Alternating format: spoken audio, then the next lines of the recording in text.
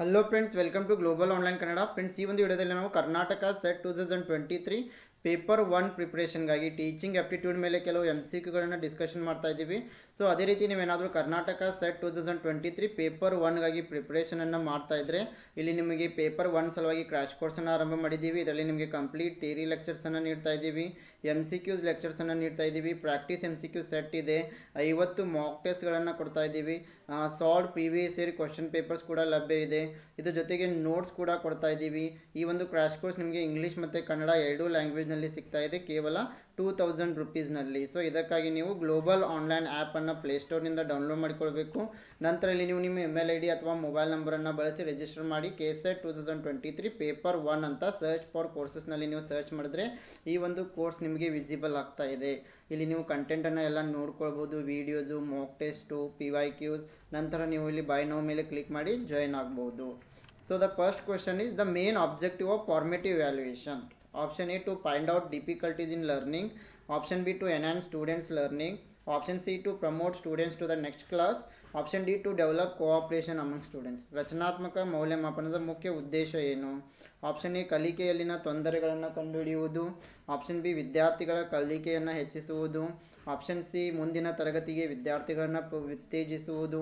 Option D, ವಿದ್ಯಾರ್ಥಿಗಳ ನಡುವೆ ಸಹಕಾರವನ್ನು ಅಭಿವೃದ್ಧಿಪಡಿಸುವುದು. Yes, the main objective of formative valuation is to enhance the students learning. ವಿದ್ಯಾರ್ಥಿಗಳಲ್ಲಿ ಕಲಿಕೆಯನ್ನು ಹೆಚ್ಚಿಸುವುದು ಈ ಒಂದು ರಚನಾತ್ಮಕ ಮೌಲ್ಯಮಾಪನದ ಉದ್ದೇಶ ಆಗಿರುತ್ತೆ. ಸೊ ಹೀಗಾಗಿ ಆಪ್ಷನ್ ಬಿ ಸರಿಯಾಗಿದೆ. So the goal of formative valuation is to monitor student learning and to provide ongoing feedback that can be used by the instructors to improve their teaching and also by students to improve their learning. So formative evaluation, it is going to identify the strengths and weaknesses and target areas that students need to work and help faculty to recognize where students are struggling and address problems immediately. Question number 2, which of the following options is not fitting to online teaching concept? So ಕೆಳಗಿನ ಯಾವ ಆಯ್ಕೆಗಳು online ಬೋಧನಾ ಪರಿಕಲ್ಪನೆಗೆ ಹೊಂದಿಕೆಯಾಗುವುದಿಲ್ಲ?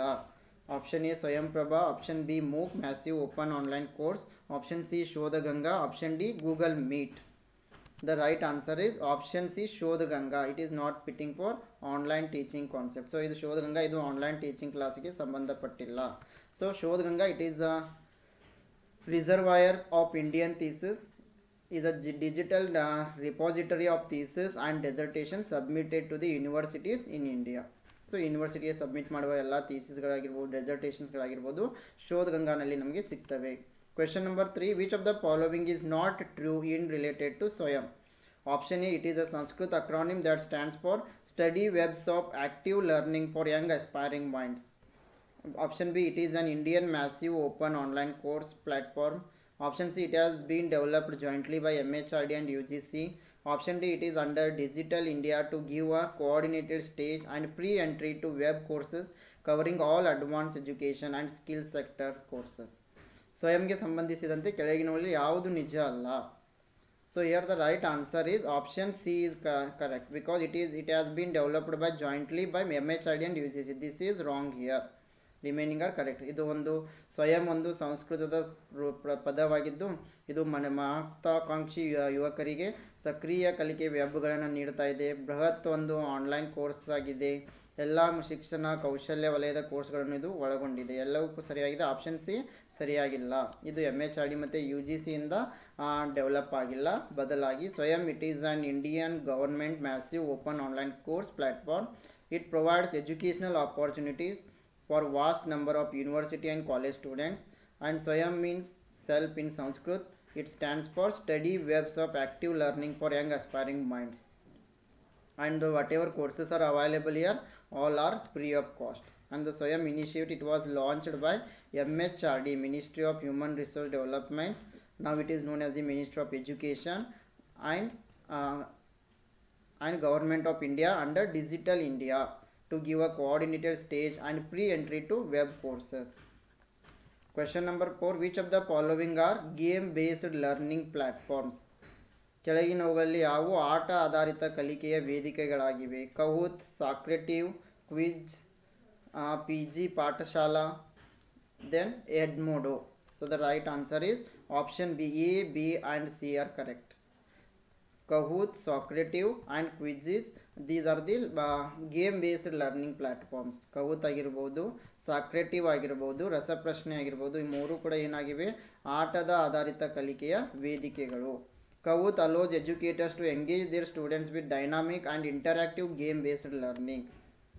Then Socrative, an innovative new site in which educators can differentiate instruction through a unique game-based learning system. Quizlet, it is a super simple tool to help students study, learn and practice new materials. Question number 5. Classifications that are commonly utilized as a way of describing different kinds of learning behaviors and characteristics that we wish our students to develop is termed as. ನಮ್ಮ ವಿದ್ಯಾರ್ಥಿಗಳು ಅಭಿವೃದ್ಧಿಪಡಿಸಬೇಕೆಂದು ನಾವು ಬಯಸುವ ವಿವಿಧ ರೀತಿಯ ಕಲಿಕೆಯ ನಡವಳಿಕೆಗಳು ಮತ್ತು ಗುಣಲಕ್ಷಣಗಳನ್ನು ವಿವರಿಸುವ ವಿಧಾನವಾಗಿ ಸಾಮಾನ್ಯವಾಗಿ ಬಳಸಲಾಗುವ ವರ್ಗೀಕರಣವನ್ನು ಏನಂತ ಕರೆಯಲಾಗುತ್ತೆ? Objective based education, objectives of education, educational taxonomy, domains of learning. The right answer is option C, educational taxonomy. ಶೈಕ್ಷಣಿಕ ಟ್ಯಾಕ್ಸಾನಮಿ ಸರಿಯಾದ ಉತ್ತರ.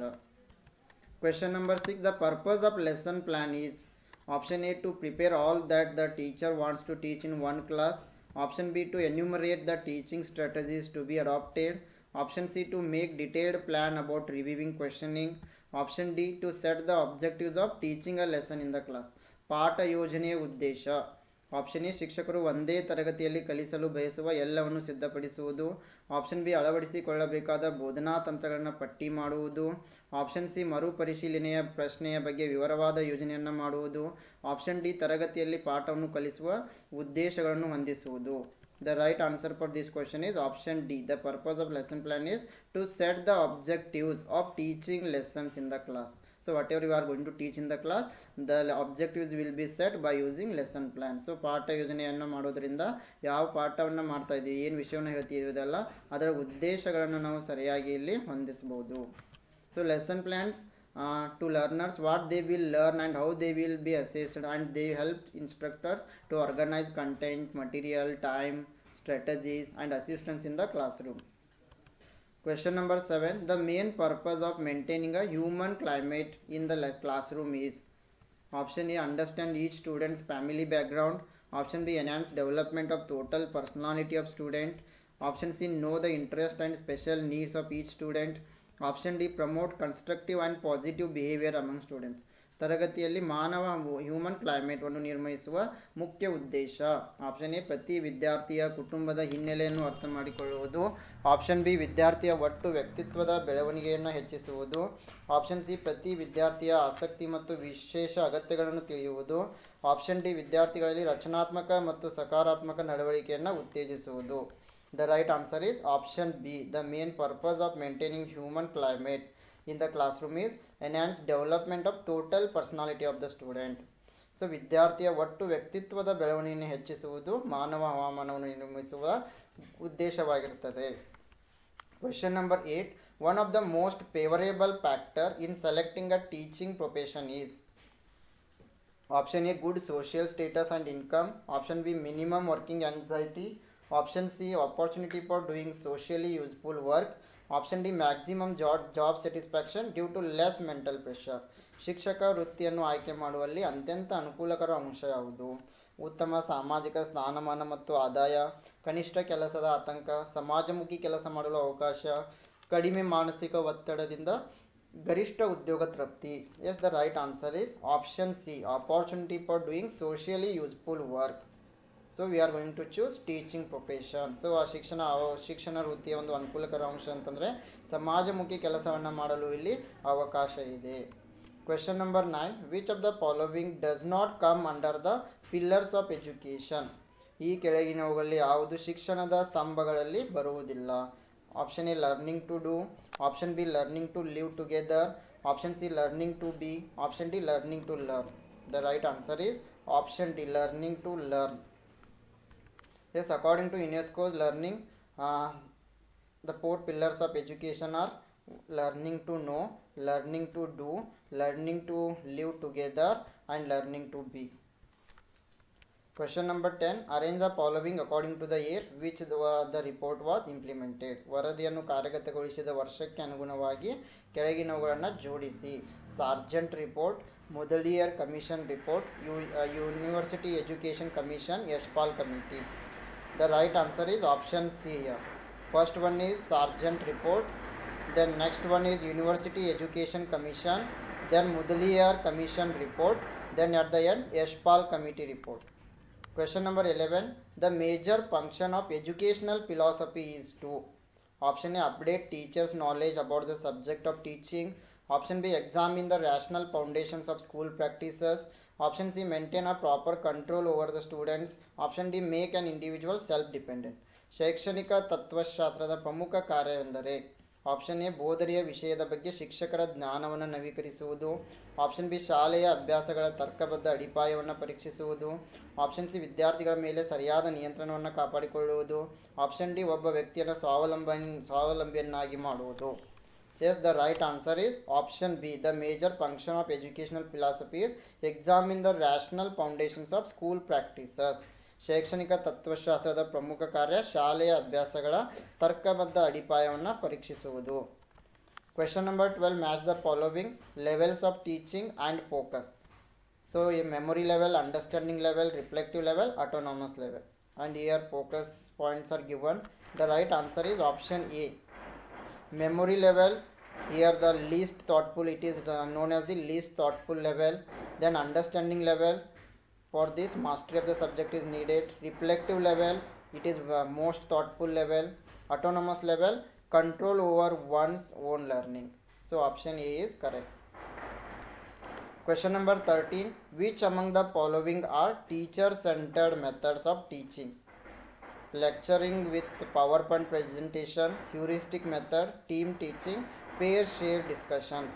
ಈ ಕೆಳಗಿನವುಗಳಲ್ಲಿ ಯಾವುದು ಶಿಕ್ಷಕ ಕೇಂದ್ರಿತ ಬೋಧನಾ ವಿಧಾನವಾಗಿದೆ? ಫಸ್ಟ್ ಒನ್ ಪವರ್ ಪಾಯಿಂಟ್ ಪ್ರಸ್ತುತಿ, ಉಪನ್ಯಾಸ, ಹ್ಯೂರಿಸ್ಟಿಕ್ ವಿಧಾನ, ತಂಡದ ಬೋಧನೆ, ಜೋಡಿ ಹಂಚಿಕೆ ಚರ್ಚೆ. The right answer is option C 1 and 3. lecturing with PowerPoint presentation and team teaching. So option C is correct. And 1 and 3 are teacher centred method. ಇಲ್ಲಿ ಪವರ್ ಪಾಯಿಂಟ್ ಪ್ರಸ್ತುತಿಯೊಂದಿಗೆ ಉಪನ್ಯಾಸ ವಿಧಾನ ಮತ್ತು ತಂಡದ ಬೋಧನೆ ಎರಡೂ ಕೂಡ ಶಿಕ್ಷಕ ಕೇಂದ್ರಿತ ವಿಧಾನಗಳಾಗಿವೆ. Question number 14. The type of test which is related to mastery learning. ಪಾಂಡಿತ್ಯದ ಕಲಿಕೆಗೆ ಸಂಬಂಧಿಸಿದ ಪರೀಕ್ಷೆಯ ಪ್ರಕಾರ. Option A diagnostic test, option B criterion reference test, option C norm reference test, option D achievement test. The right answer is option B, criterion reference test, ಮಾನದಂಡ ಉಲ್ಲೇಖಿತ ಪರೀಕ್ಷೆ. So criterion reference tests and assessment are designed to measure students' performance against a fixed set of predetermined criteria or learning standards. And a criterion reference test, it is a style of test that uses test scores to generate a statement about the behavior that can be expected of a person with that score. Question number 15. NEP 2020 has introduced the term ABC which stands for. NEP 2020 ABC ಎಂಬ ಪದವನ್ನು ಪರಿಚಯಿಸಿದೆ. ABC ಅಂತಂದರೆ option A assessment based on credits, option B academic bank of credit, option C assessment blended curriculum, option D academic book of credit. The right answer is option B, academic bank of credit. The academic bank of credit referred to as ABC in short. It is a virtual mechanism that will deal with the credits earned by students of higher education institutions. Question number 16. Which channel of Swayamprabha deals with management, library science, information science and related subjects? ಸ್ವಯಂಪ್ರಭಾದ ಯಾವ ಒಂದು channel ನಿರ್ವಹಣೆ, ಗ್ರಂಥಾಲಯ ವಿಜ್ಞಾನ, ಮಾಹಿತಿ ವಿಜ್ಞಾನ ಮತ್ತು ಸಂಬಂಧಿತ ವಿಷಯಗಳಿಗೆ ಸಭೆಯೊಂದಿಗೆ ವ್ಯವಹರಿಸುತ್ತದೆ? Option A Vagish channel 1, option B Kautilya channel 7, option C Prabodh channel 3, option D Prabandhan channel 5. The right answer is option D Prabandhan channel 5. Yes, Swayamprabha, it is a set of 7 DTH channels. So channel 1 Vagish, this channel deals with languages, literature and culture. Channel 2 Sanskriti, this channel deals with Sanskrit, yoga and Ayurveda. Channel 3 Prabodh, it deals with social sciences and behavioral sciences. Channel 4 Saraswat, it deals with education, psychology, home science and related subjects. Channel 5 Prabandhana deals with management, library science, information science and related subjects. Channel 6 Vidik deals with law, legal studies, human rights and related subjects. Channel 7 NPTEL deals with engineering, science and technology. Question number 17. Which are some key factors that can enhance the learning experience for students in a classroom setting? The right answer is option C. A and C are correct here. Providing a structured and organized curriculum, and C. Encouraging active participation and class discussions. Question number 18. What should be the main objective of teaching?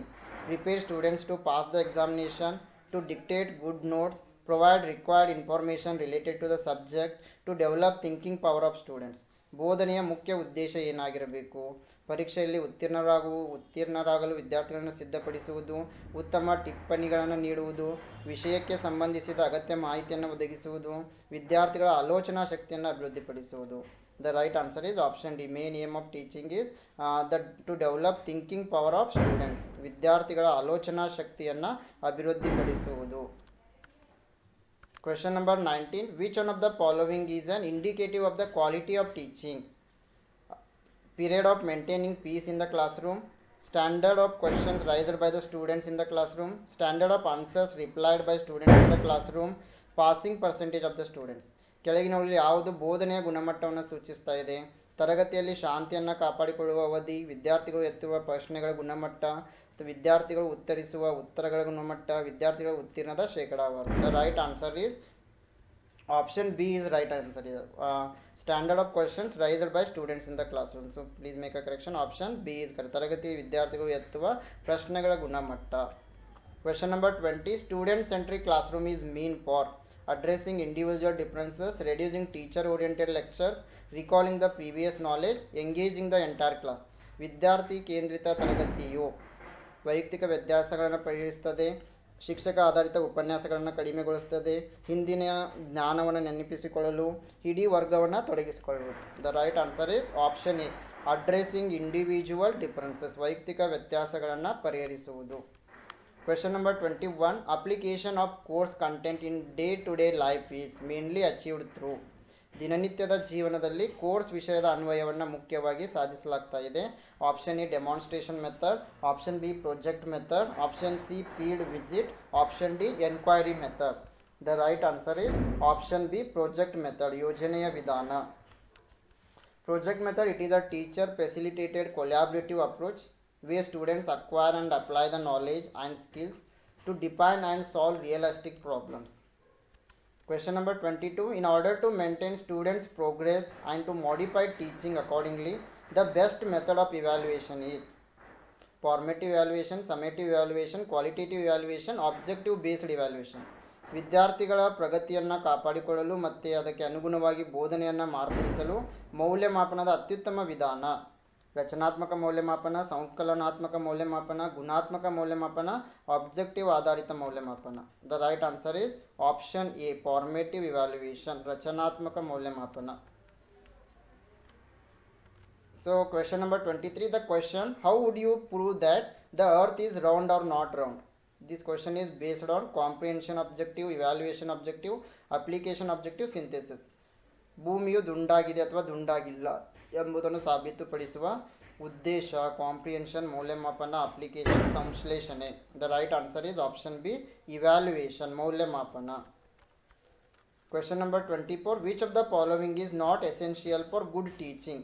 Human relation skills, communication skills, attractive personality, knowledge of appropriate teaching method. ಉತ್ತಮ ಬೋಧನೆಗೆ ಯಾವುದು ಅಗತ್ಯವಿಲ್ಲ? ಮಾನವ ಸಂಬಂಧದ ಕೌಶಲ್ಯಗಳು, ಸಂವಹನ ಕೌಶಲ್ಯ, ಆಕರ್ಷಕ ವ್ಯಕ್ತಿತ್ವ, ಸೂಕ್ತ ಬೋಧನಾ ವಿಧಾನಗಳ ಜ್ಞಾನ. Yes, the right answer is option C. Attractive personality is not essential for good teaching. ಆಕರ್ಷಕ ವ್ಯಕ್ತಿತ್ವದ ಅವಶ್ಯಕತೆ ಇಲ್ಲ. Sometimes qualities of good teachers includes communication, listening, collaboration, adaptability, empathy and patience. And some other characteristics are engaging the classroom, presence, value in real world learning, exchange of best practices and lifelong love of learning. Question number 25. The most important purpose of guidance of students is to option A, help them to understand their own shortcomings. Option B, help them to change their faculty behavior. Option C, make them capable of helping themselves. Option D, direct them about the right path. ವಿದ್ಯಾರ್ಥಿಗಳ ಮಾರ್ಗದರ್ಶನದ ಪ್ರಮುಖ ಉದ್ದೇಶ. ಅವರ ಸ್ವಂತ ನ್ಯೂನತೆಗಳನ್ನು ಅರ್ಥ ಮಾಡಿಕೊಳ್ಳಲು ಅವರಿಗೆ ಸಹಾಯ ಮಾಡುವುದು, ಅವರ ಅಧ್ಯಾಪಕರ ನಡವಳಿಕೆಯನ್ನು ಬದಲಾಯಿಸಲು ಅವರಿಗೆ ಸಹಾಯ ಮಾಡುವುದು, ಅವರು ತಮ್ಮನ್ನು ತಾವು ಸಹಾಯ ಮಾಡುವ ಸಾಮರ್ಥ್ಯವನ್ನು ಹೊಂದಿರುತ್ತಾರೆ. ಆಪ್ಷನ್ ಡಿ ಸರಿಯಾದ ಮಾರ್ಗದ ಬಗ್ಗೆ ಅವರಿಗೆ ನಿರ್ದೇಶನ ನೀಡುವುದು. The right answer is option C, make them capable of helping themselves. ಅವರು ತಮ್ಮನ್ನು ತಾವು ಸಹಾಯ ಮಾಡುವ ಸಾಮರ್ಥ್ಯವನ್ನು ಬೆಳೆಸುವುದು.